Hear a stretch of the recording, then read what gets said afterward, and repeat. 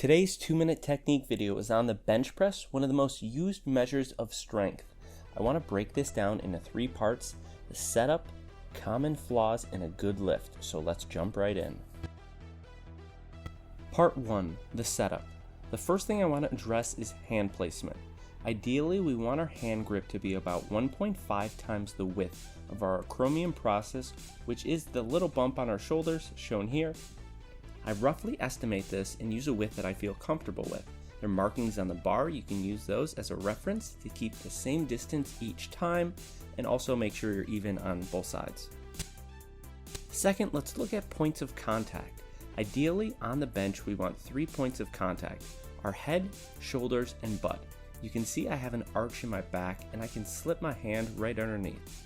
Some powerlifters you'll see use a very large arch. This typically reduces the distance the bar has to travel and is a technique to make it easier to lift heavier weights in competition. For the average person though, a slight arch is more comfortable and I would recommend. Third, foot placement. Ideally, you should position your feet just behind the knees like mine are here in the video. Although powerlifters, you'll see their feet move farther back, and you can see my feet are not flat, but in both of these lifts, ideally we do want our feet flat. Now let's move into some of the common errors seen. The first flaw is failing to stack wrists. This happens a lot, meaning there's a failure to keep the weight over top of our wrist. You can see on the left here there's unwanted wrist extension. On the right we have our wrist stacked. This allows for more control and less loss of power. Second flaw is popping of the hips. This is seen a lot when people are trying to max weight or simply just get more power in their lift.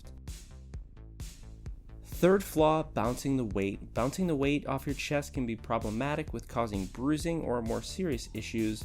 The last 2 flaws allow for people to lift more weight. This is why they're so common. Although I believe perfecting the form over time will lead to greater muscular development in the long run. Alright, now a good lift. So we discussed our setup and I want proper hand placement. We can think of our eyes as being underneath the bar.